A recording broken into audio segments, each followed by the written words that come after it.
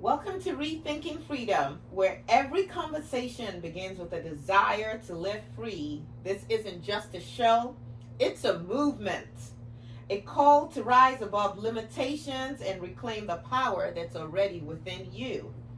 Whether it's freedom in your finances, your health, your rights, your relationships, or just speaking your truth, we are here to spark the change that leads to true liberation.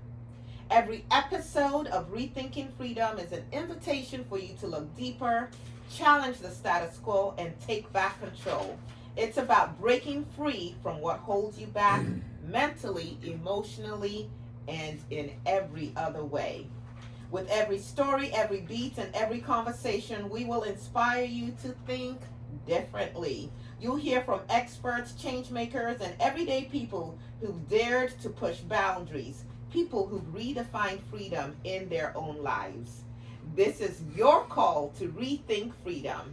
Join us every weekday on Monday for insightful discussions, actionable advice, and the inspiration you need to create freedom for yourself and others. I am Aya Fubaranelli, your host, and today's show, our inaugural show, will focus on the battle for African American voting rights. We have two amazing guests in the studio with us today. You'll get to hear from them later. I will introduce them. And we also want to acknowledge that today is Indigenous Peoples Day. Some of you may know it as Columbus Day, but we are rethinking freedom. And we are rethinking the fact that this land that we live on was inhabited by people, and so it could not have been discovered by Columbus, right? He found people here, and so we are rethinking freedom and reclaiming this as Indigenous Peoples Day. You know, for those of us here in Texas, and we're recording here in Harker Heights, Texas, it's important to understand that even the name of the state is of Native American origin. You can go and look that up. I want to take just a few seconds really to recognize and call on the names of some of the Native American tribes that existed here in Texas, in the area that we now call Texas. The Caddo, these were the people from whom the name Texas actually came from. It was Tejas, if I'm pronouncing that properly, which meant friend or ally. As we rethink freedom, how friendly are we being in our great Lone Star state of Texas? We might want to recall the Karankawa, the Apache, the Comanche, the Tonkawa, the Jumano, the Atacapa. These are all Native American tribes that existed in this area that we call Texas. And so today on Indigenous Peoples Day, we want to acknowledge the great history and contributions, the sacrifices, and even the genocide of the original inhabitants of this land. This month is also National Women's Small Business Month, and one of our speakers is a woman business owner who also happens to be a community activist in our community. You will get to hear from her. And October is also Hispanic Heritage Month, as well as Italian American Heritage Month. I'm telling you, when we rethink freedom, we think about how all people can be free, not just one. So let us jump right into it. We have today with us an amazing individual. I read about him long before I met him in a book called Tapestry that was compiled, that was edited, put together by the late, amazing Alice Dowse, who herself was a trailblazer here in Central Texas and Killeen Independent School District in particular. And I read about this man, and I remember just thinking, I moved to Texas too late. I moved to this area too late. I would have loved to be at his store, and I'm going to tell you a little bit more about him.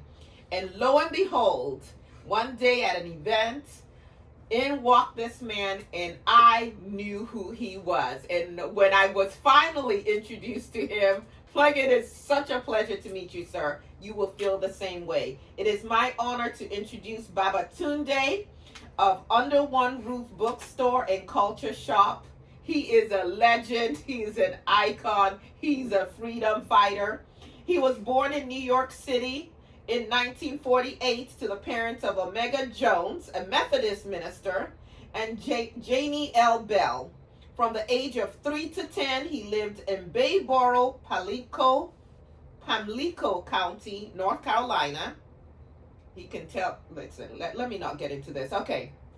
During the years of segregation, Jim Crow, and if we don't vote in these elections that are upon us, because some people are already early voting, we might just be revisiting that. And we have with us a guest who can tell those of us who think it's just a fantasy, he can tell us what it was like. It wasn't that long ago.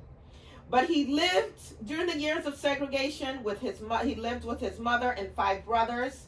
He was the elder sibling. His first school years were in segregated schools, where he was taught that he had to be twice as good to get a break.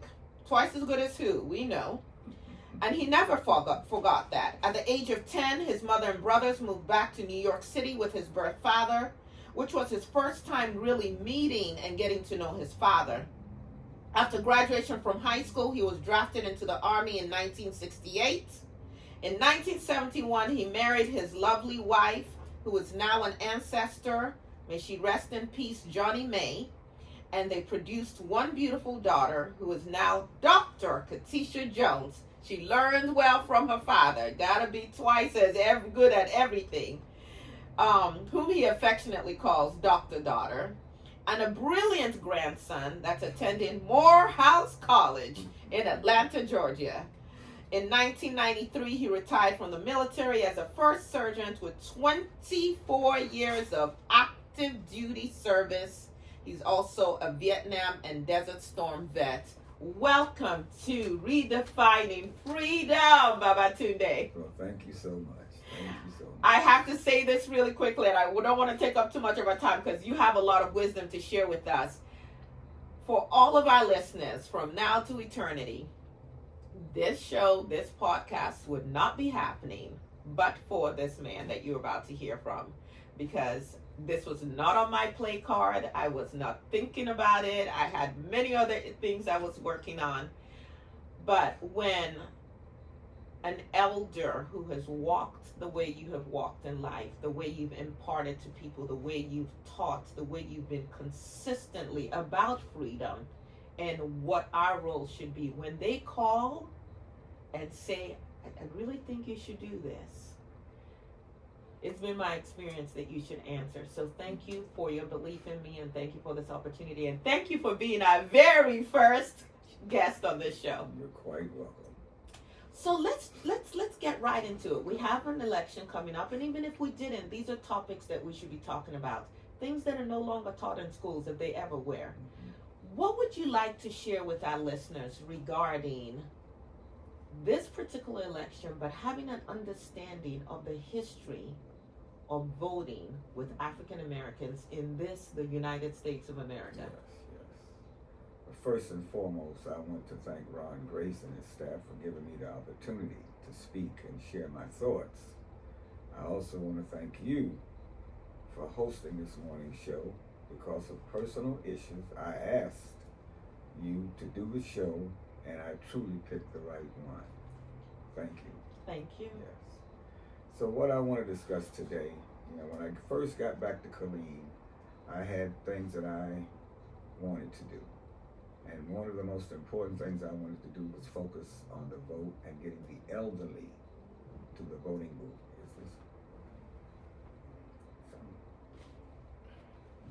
Yes, it was getting the elders to the polls. And so working with the Innovation Black Chamber of Commerce and Mikhail Gray, who is the chair of the Democratic Party, and they came up with a brilliant concept of how we're going to do that.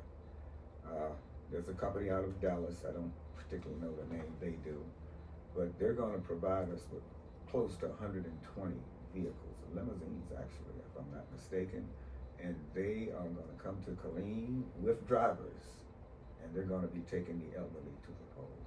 Now, Mikhail Gray is working extensively on getting this thing done, and it's very close to being done, approved. That is fantastic. Yes, and that was one of my major goals, was to get them to the polls, because so many of them want to vote, but they don't have the means or the necessary transportation to get there. And I'm even talking about nursing homes. There's a lot of people in these places that can vote, and they don't allow them to go, or they don't have means for them to go. So now we're going to stop there too as well. We're looking at that as well. That is fantastic. Yes, yes. And it's not just for the elderly, because there's other people may not have transportation to go. So that's what we're trying to do, get as many to the polls as we can. Every vote counts. It seems to me like there have always been barriers and obstacles to African Americans getting the vote, to being able to vote. Mm-hmm. Do you want to share a little bit more about historically what some of the challenges have been? Yes, well, given the history of the vote and the struggle that African Americans have they've given their lives to make sure that each generation will have the privilege of voting. Now, when I say given their lives, we've protested from, before the Civil War, and people don't realize that. We were used as a body count during enslavement of Africans right here in America. The 3/5 compromise. That's right, yes. The 3/5 compromise, and they used it to build up they needed population, so they could get their senators and their, things of that nature, and they actually used us as 3/5 of the vote, okay? Now after that, going into the Civil War, we fought. People don't realize that there was over 200,000 African American, free African Americans, some enslaved and escaped, but fought during the Civil War. Over 200,000, close to 100,000 died.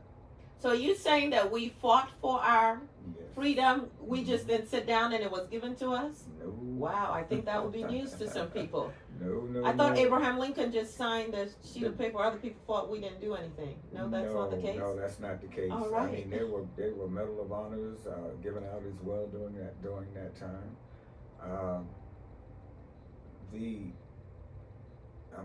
I want to say this correctly.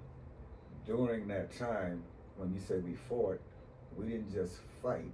I mean, when they came out with the Emancipation Proclamation, that was the document that gave us the right to fight in the war. It didn't free us like a lot of people think. There was places that he said, if you read the Declaration, and it didn't free us in certain states. It freed us the Emancipation yes, Proclamation, yes. Absolutely. And so a lot of people assume that, but that gave us the opportunity to join the military, is what that was all about. Mm-hmm. And so it worked, of course. And after the Civil War, we went into what we call Reconstruction. Now, Reconstruction just wasn't for African Americans at that time. It was also for the Confederate States. And somehow when Jefferson, I believe it was, or was it Grant? It was Grant, if I'm not mistaken. The Which 1877 Compromise. Okay, and what happened there, during that Reconstruction, they gave all the land that was captured back to the Confederacy. The Union did that, gave it back. And during that period that we had fought and thought we had land to live on, that Confederate land, it was given back, and everything we built on that land was taken back. We had built schools, we built homes, we built churches, we had communities. And each one of them, once it was given back during that Reconstruction period, was destroyed. Totally destroyed, wiped out. Andrew Jackson and 40 acres and a mule, yes. And the land, yes. And emancipated, because I don't call them slaves, our emancipated ancestors worked hard to build up and to reclaim and to create their own sense of freedom. And yes, literally that was pulled out from underneath their feet. And of course we know Andrew Jackson was also behind the Trail of Tears. So as we talk about again, how we redefine freedom, and in his mind possibly he was creating freedom for some people at the expense of others. Absolutely. So a lot of people assume that 12 years was just for Reconstruction lasted longer for Caucasians than it did for the free Africans. After 12 years, Jim Crow came in shortly after that. And now we're talking almost 100 years back to the 60s that we began to have any rights. Now, as you said, I remember as a kid living through Jim Crow, I was pretty inquisitive and I wanted to know things. And I always wondered why the children, the Caucasian children, would call my parent by their first name. And then my parent would have to call them Mr. or Mrs., the children. And that bothered me because I had to say yes ma'am and no ma'am to my parents. You see what I'm saying? And then I'm seeing these other little kids my age calling them by their first name. So that always bothered me. I always wanted to sit on the bus in the front so I could see cars. You know, you can see things when you're in the front of the bus. And we were not allowed to sit in the front of the bus. We always had to sit in the back of the bus. And not only sit in the back, but if Caucasians came on that bus and it was crowded, we had to get up.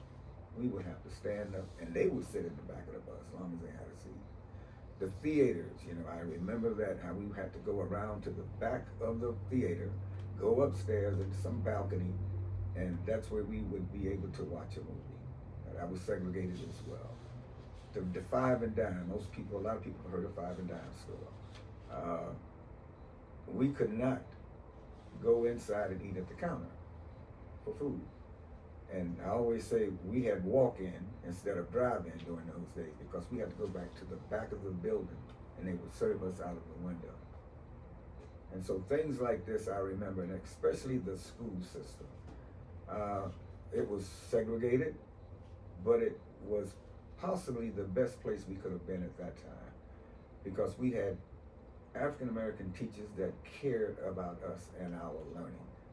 They had a curriculum, you know, I got to see Dick and Jean in the little, you know, in the little Sambo, they had a little, you know, African kid with a bone in his nose, but the teachers were not teaching that. The images. You know what, that is so important that you say that because some people think of, well, as we talk about redefining freedom, some people think about integration and giving up who you are as this is the goal to get to a place where you've lost your culture, if you will, and you've just assimilated.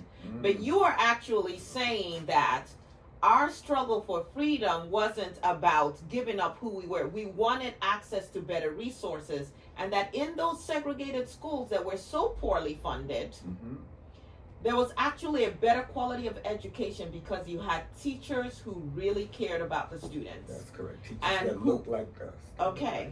Like us. Absolutely. And so I went up to the 4th grade, if I'm not mistaken. Yeah, the 4th grade right there in North Carolina. And from there, I had the opportunity. I went to New York, so I got a different side. You know, I always say I was buttered in the South and breaded in New York, all right. But at any rate, when I went there, I saw a whole different frame of education because most of our teachers, believe it or not, even in Harlem, were Caucasian teachers, you know, and many of them would tell us, you know, if you don't be quiet, you know, I don't have to get paid. I mean, I'm going to get paid. No matter what you do, I'm going to get paid. And that was their attitude. And they would sit back, some of them, and just let us do what the hell we wanted to do, you know? And so the education system, I got to see or compare the two. And I truly, as a matter of fact, even when we came from North Carolina, they literally put me back a grade, and my brother. They put us back a grade because they said the education in the South wasn't up to par with the North. Think about that. And when I got a better education, I know in the South, in segregated schools. Yes, there's no doubt about that. And we know that one of the reasons that there's a book called Jim Crow's Pink Slip, but one of the reasons that those schools, the quality of education was so much better is that our graduates, African American graduates, were blocked from employment from most places. And so you would have people with masters and PhDs who were teaching at the K through 12 level. And so the quality of education was really great. Unfortunately, with desegregation and integration, those teachers were pushed out of jobs. That's correct. And as black schools or the segregated schools were being closed and black students were being bused into predominantly white schools, the teachers were not also transferred into those places. Yeah. So, just for our viewers, as we talk about voting rights and what it has taken for Black people to get to a place where we even have a presidential candidate who is of African descent, Southeast Asian, and also her father is from Jamaica. She's a Black woman. And we are hearing now openly the Republican nominee for president speaking about, do you really want to elect a Black woman? He's being very open about his racism. I think it's important for us to understand that this is not just new. This is nothing that is just like it's never happened in the history of the U.S. That when you think of this country and you think about, according to history, the first Africans being brought here in 1619, and by 1667 in Virginia and other places, they're starting to codify some slave laws. They're starting to really make that demarcation, and the child gets their birthright, if you will, from, or their status from their mother, which allows Black women to be raped ad nauseum by anybody, and that child will still have to be enslaved. We can talk about fighting, going through the Emancipation Proclamation, the Civil War, the 15th Amendment in 1870. We can talk about how in the history of the United States of America, there is a pattern. Whenever Black people start to progress, there is a very predictable white flash. And for those of you who may be listening to this and saying, oh my God, why are they having this conversation? This is just history. And those who don't know their history are bound to repeat it, right? So don't get upset at the person sharing the history. Understand the history and understand that if we don't know that history, we might invariably be doing the same things. Even though that history is a history that many of our elected officials are trying to make sure is not taught in schools because they are actually ashamed of the history. So why not teach it so that we don't repeat it? But what we saw, like you were referring to the Reconstruction period, is the Reconstruction period was just really 12 years. It was like 1865 to maybe 1870. It was a very short period of time. But in that time, like you said, we built businesses, we built schools, we built churches, we built, social organizations and so on and so forth. We always had them, but now we really had the freedom to do a little bit more. And then here comes the white lash in the form of the Jim Crow. In the form of the Ku Klux Klan, in the form of all the laws that were set up to disenfranchise us. And like you said, we went from having people, because at that point, Black men could vote, women couldn't vote, white women couldn't vote as well. Yes, go ahead.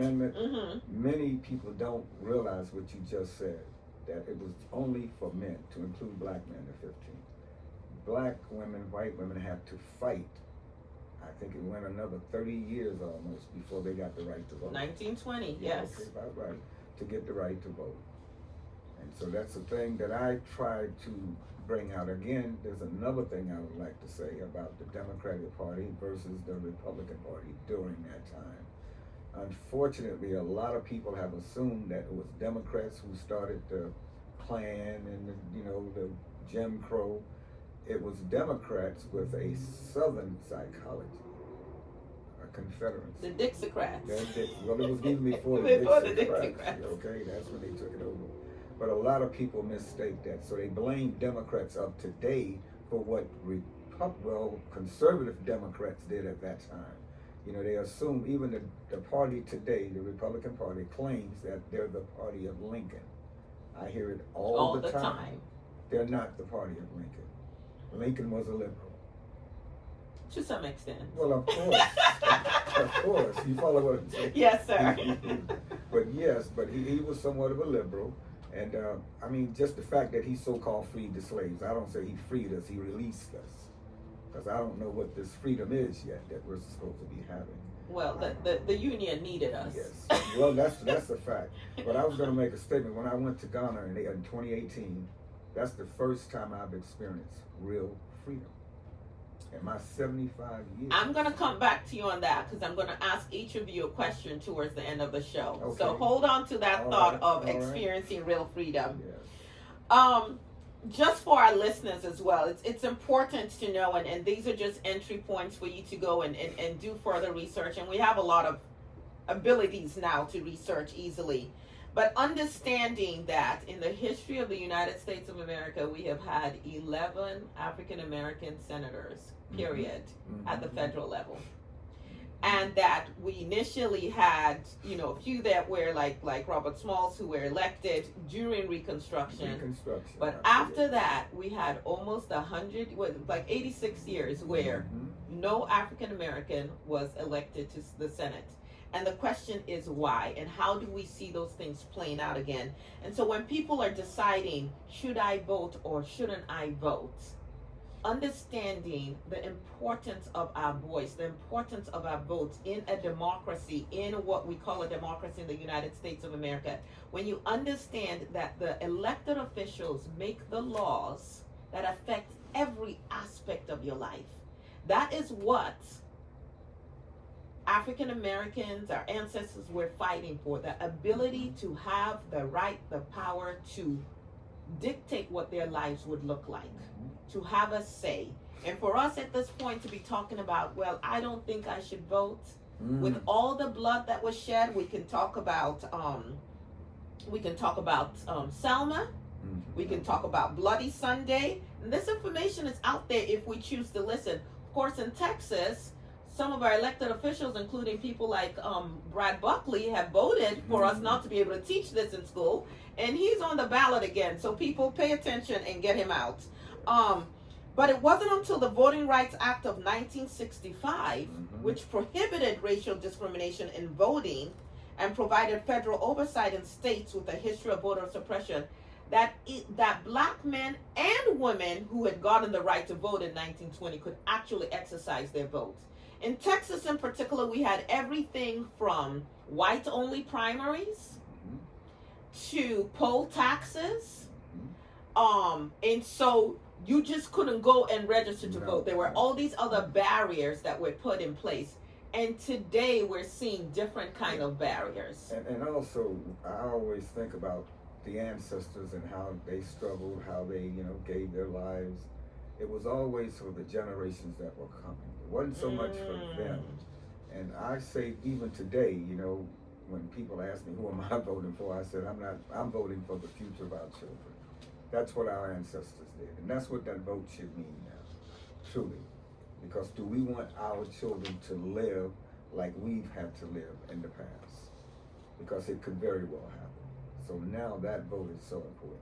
One of the things I've been doing is going out to barbershops and talking to these young men in the barbershops. And it's quite interesting. They don't feel that nothing has changed. They feel that life is no different than enslavement, and so we have a long talk about that. Because you can tell them that it has changed, can't you, Baba? Oh, yes, I can. Yes, I can. And that's what I try to do. And that it can change back. Oh, absolutely. That's what I'm leading to when I say these things, you see, because we're at a time now, and I will tell them, I said, if you don't ever vote again in your life, vote this one right here. It's that important. Why would you say that? Because of who's running and the message that's being sent. I mean, it's being said out loud. Every day, this man is telling us exactly what they're going to do. We talk about the 2025. There's another one called the Agenda 47, that Trump himself speaks those words, you see. And so they've done it before, and they can do it again. Before we bring in our next guest, I wanted to expand, if you want to expand, and our next guest, I'll be asking her to expand on that too. Because as we talk about rethinking freedom, and you said, when I tell people I'm voting and ask me why I'm voting, I say I'm voting for the future of my children. The truth is that there are other people who will cast their votes differently from how you would cast your vote. And they would say too that they are voting for the future of their children. And I think as we talk about redefining freedom, we really need to ask ourselves, is it possible to have freedom without oppressing someone else? Is if your freedom is rooted in the oppression, the eradication, the genocide of somebody else, is it really freedom? Because what it means is if I'm going to hold you down so that I can get ahead, I'm always going to have to hold you down. I'm never going to actually be totally free to just live. Some part of me always has to be actively engaged in holding you down. And so in rethinking freedom, how about we imagine a world where we can all be free? Your children can go to great schools and learn their history. My children can. Everybody's child can. And we're not threatened by the truth. In fact, we allow it to build us up and bring us closer together. So, what would be your last few words, if you will, on what lessons African Americans should take from the history, our fight for voting rights, and what lessons everybody else who's listening should take as well? Because we can all learn from each other's experiences.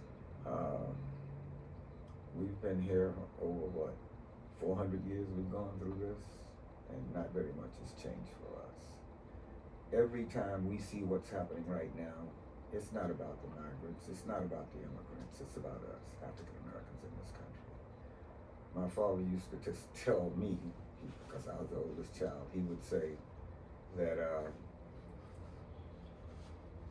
Europeans, I'll call them Europeans, they believe that we are replacing them, not the immigrants, because we've second to none when it comes to education in this country. We've been trained to work for them.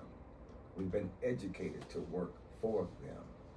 And Carter G. Woodson talks about that in his book, The Miseducation of the Negro. And it's quite true.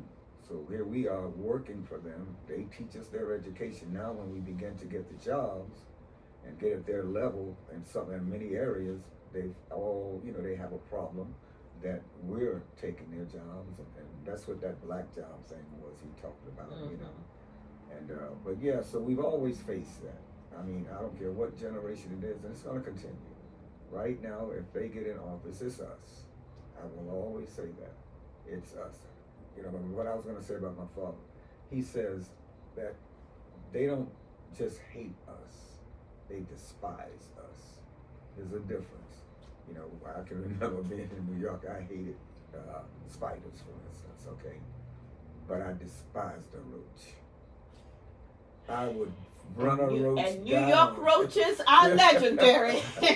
So you have not seen a roach till you've seen a New York roach. And let me tell you, I would not let one live, because every time I killed one, I knew I was killing 1,000. And those things we say cats have 9 lives. I think New York roaches got about 1,000 lives. They still exist. Yes, they But do. yeah, but my father always said that, so there's a difference when they talk about us. They truly, as a result of our history in this country, the fact that we're still here, we're still fighting, we don't compromise, we don't give up, that's a problem. And we can't give up. Like Fannie Lou Hamer, we cannot give up. No, We can't get no ways tired. That's right. Like Eller Baker, we cannot give up. Like Malcolm X and Martin Luther King and Philip Randolph and just all of our freedom fighters, we cannot give up. Can't give up.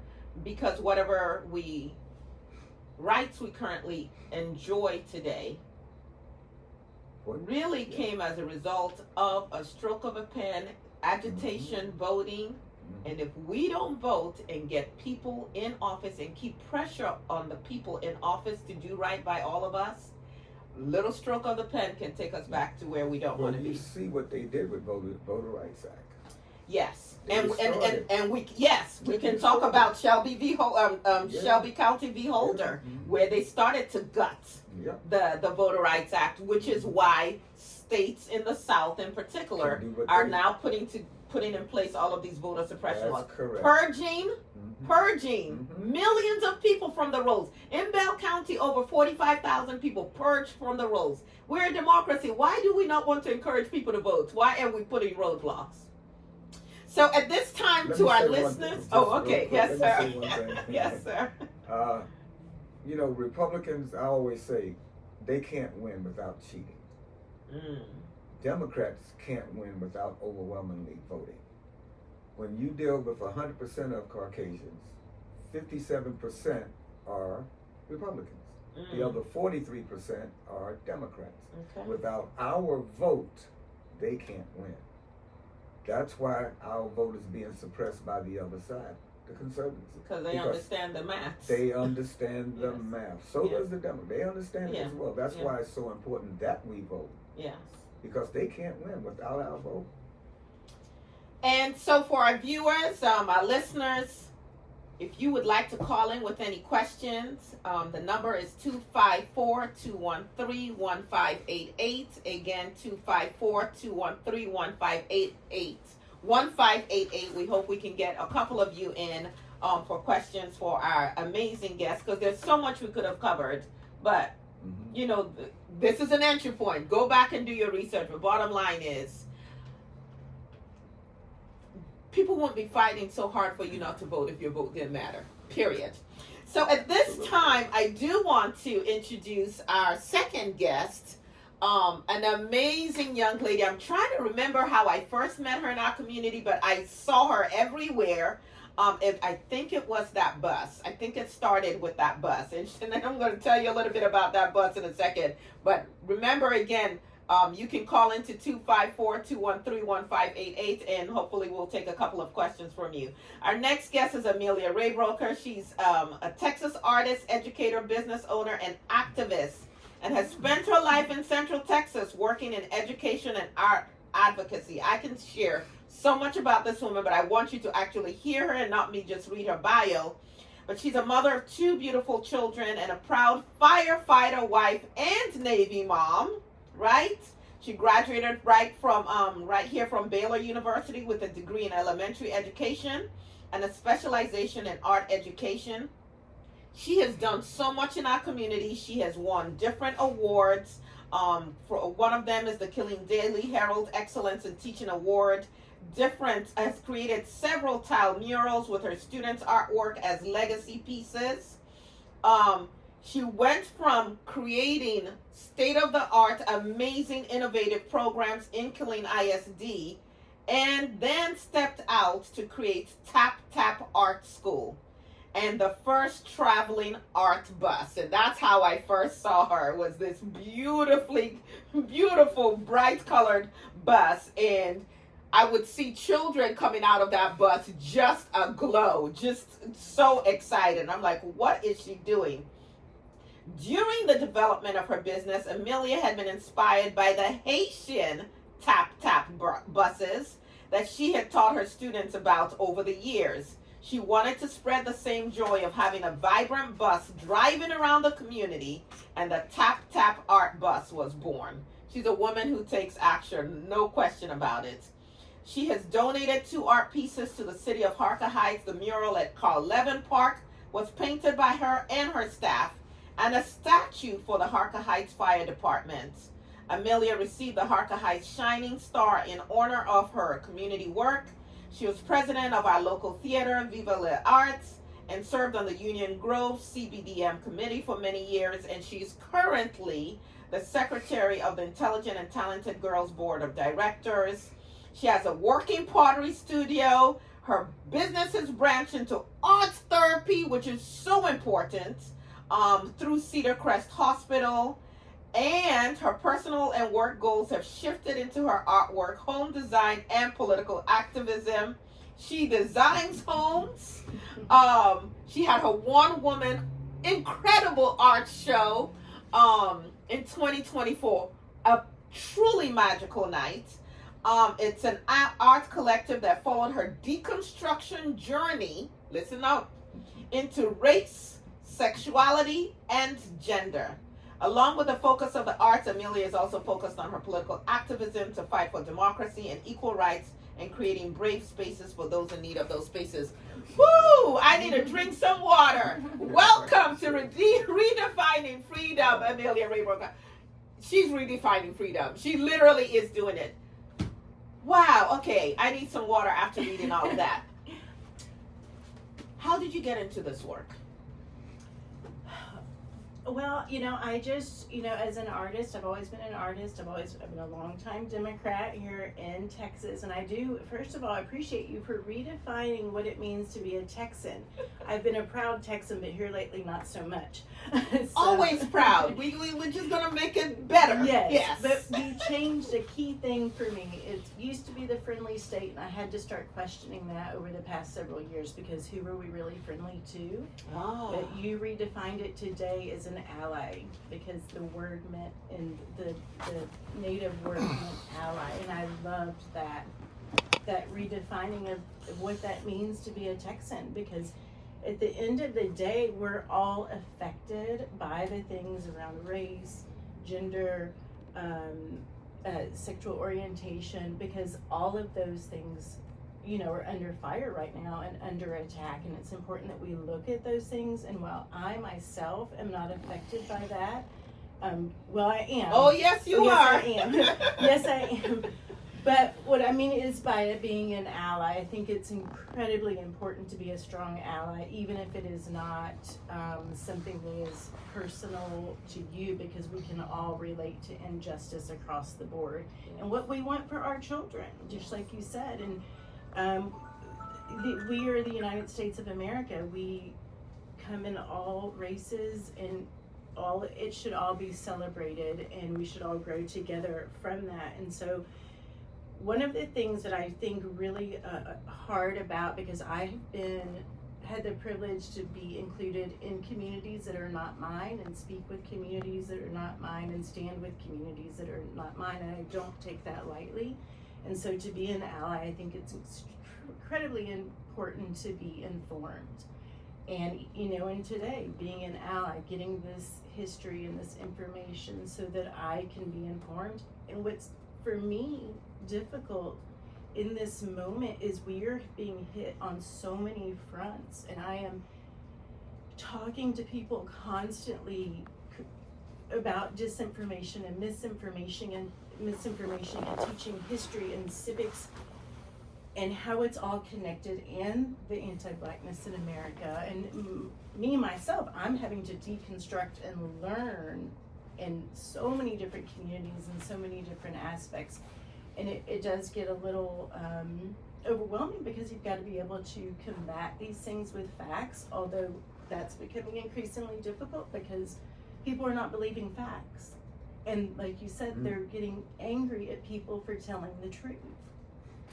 And I'm like, I can't help it that the truth looks bad. Like, at the end of the day, this is the truth, and we can't stay here, because it is detrimental to all. I really wanted to touch base mainly on the LGBTQIA plus community. Yes. That community is a community that I am part of, a strong ally to, and even within our own marginalized communities, there are different people being under attack. As we know, within different races, there's colorism, but within the LGBTQIA plus community, our trans people are under attack, direct attack. And that's where they're going to start. That's a great starting point for them, because it's an easy one to target, but we cannot leave our trans community behind. And it's very important that we stand up for our trans community within this fight, because they're not stopping at trans, as we know. And I did want to take a moment to just read off some things that people are maybe not thinking about when it comes to LGBTQIA plus rights. What rights are, it's like, oh, well, you've got freedom for this, or you've got freedom for that, but they're not really understanding the freedoms that are being on the chopping block. And we have several, as many things are wanting to leave things up to the states and not have this federal oversight, which again brings me to the Supreme Court. People don't think about that the president is the one that nominates the Supreme Court justices, and if he got in, he would put young people into those positions, which inevitably would take the rights away, or at least for at least the next 50 years. Oh yes, and people really Which need to needs to understand change. that. That needs to change. So there's several states. If we leave it up to states' rights for protection for LGBTQIA, there are 23 states that can openly discriminate in public settings. Right to housing, 20 states. LGBTQIA are not protected. Right to credit lending services, 34 states. Wow. Can deny based on your gender, your sexuality and gender identity. Right to adoption, not protected in 31 states. Right to discriminate in schools, there's no protection in 26 states. Right to foster, no protection in 29. Right to anti-bully protections in schools, 26 states, there's no protections. Wow. And even further than that, there are, I believe, 2 states that not only do not put those protections in place, but ban the verbiage to put those To protect them. We also cannot forget when it comes to important Supreme Court cases that could be overturned, just like Roe v. Wade. We can look at Lawrence versus Texas, and this is really important. The Supreme Court struck down a Texas law outlawing consensual adult homosexual sex. Consensual. So this means Two adults consenting. consenting. And yes. so in certain states, you could, and there was a story of a mom that found out her son was gay, and she called the police and he was arrested. And so this is the things we're talking about. You can be arrested for consensual sex within the LGBTQIA plus community. And I would say that as time goes on, we will have more time to sit and unpack these topics in more detail. For everyone listening, it's so easy to say, hey, this is an issue for those people over here. I don't have to deal with it. It's not my problem. But just like there were fires in Canada and we were experiencing the smoke here in the US, just like tornadoes don't care about what boundaries that we've drawn, when we talk about redefining freedom, I believe it was Martin Luther King that said that if everyone isn't free, no one is free. And so again, if you're sitting back and saying, well, I'm fighting for my freedom, but that requires me to suppress somebody else's right to live free, you need to really question that. For women who are listening to this, who are saying, oh, well, I'm not black, I'm not worried about that, go and read, and we're going to have one of these sessions that show that we're going to focus primarily on Project 2025. Understand that when people are in a mindset to control people, it never stops. So you start with the group that you think might be most vulnerable. Right now, from the Republican presidential nominee, they're hitting the migrants. As though the United States of America hasn't always benefited from immigration, and as though every one of us who was not Native American wasn't a migrant to this country, forced or unforced. So what are we railing about? But it's going to go from, and we see it in the rhetoric, from migrants to people of color, black, Hispanic, Asian, where it's going to women. It's women's reproductive rights. It's gay, lesbian, bisexual, LGBTQI rights. It's stopping our children from being able to think critically. And these are all things that we should be concerned about. I don't know if we have any callers that are waiting on the line. But you know what? We always want to make sure that on this show, we are giving you some active steps, right? So first thing is, check your registration, check your voter registration, check your voter registration. And if you're in a place where early voting has already started, please go and vote. If you cannot vote physically, like you're out of town or whatever, contact the voting, whoever is in charge of voting for your county. You can look it up and immediately find out what it will take to get an absentee ballot. You want to do that as quickly as possible. If you, for those of you in Texas, if you go to votetexas.gov, you can pull more information. Advocate for voting rights. Join organizations that are helping to figure out how to get people to the polls. For most of us now, it's too late to register to vote. I know in the state of Texas, but there are other states where you can register to vote on the day of elections. But talk to people, right? Give money to organizations that are helping to get the vote out, helping to raise awareness, because when people are not aware, they tend not to take action. The other thing that I'll encourage you to do is to go to saveyourvote.org, and I want you to pull up and watch the documentary called Vigilante Incorporated. Mm-hmm. It's really important for us to know what we're up against. So go to saveyourvote.org, and there are a lot of things you can do there, but one of the major things I would like you to do is to go and watch the documentary Vigilante Inc. And then here's a very easy and practical step. Before you leave wherever it is, your car, if you're listening in your car, at your desk, in your house, wherever you are, pull out your phone, pull out your black book if you still carry one of those, and write down the names of 20 people that you are going to call and text, email, knock on their doors, whatever, and say, what is your voting plan?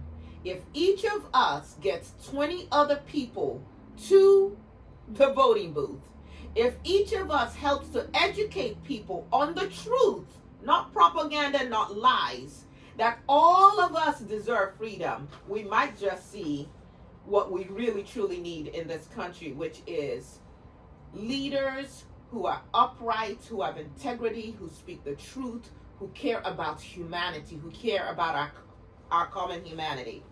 So I do have a question for each of our guests as we close. And the question is, and I'm going to start with you, Babatunde, how do you define freedom? Because you were starting to tell a story about Ghana and freedom. So if you would just take about 30 seconds, how do you define freedom? Well, what is freedom to you? Yes, during that vacation, I would call it, for a month in Ghana, I had never had the opportunity to see just black people controlling everything. I mean, everything was based around that. They weren't like we've been taught. For instance, they were very friendly, they were open, they called me cousin, you name it, all those great things.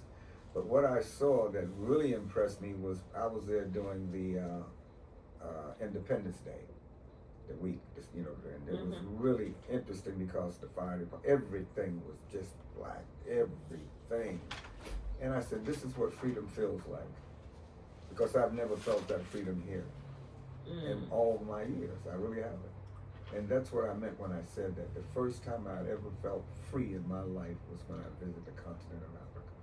When you weren't judged and you could just be you. That's exactly right. Thank you for that. Amelia, how would you define freedom? I've been thinking on this for a little bit, but so many times, we look at different identities, and people say, oh, well, you're doing identity politics. Well, we have to do identity politics because those identities are always under pressure to fight for those. And if we truly were free across humanity, where we didn't have to fight for those identity politics, that would be freedom to me, because you're always having to wait, as you said, for them to strike the pen to take us backwards, and so not having that fear of going backwards. Thank you very much. And for you, our listeners, what does freedom mean to you?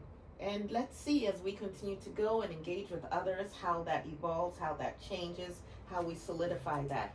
I do want to just point out really quickly, there's so much we could have talked about today, but as we wrap up, this is a book by Mary Frances Berry, Black Resistance, White Law, written in the early 1970s, about when I was born, and then republished in 1994. And here is just one piece. She says, in 1980, Metzger's support among conservative Southern California white voters led to victory in the state's 43rd Congressional District Democratic Party.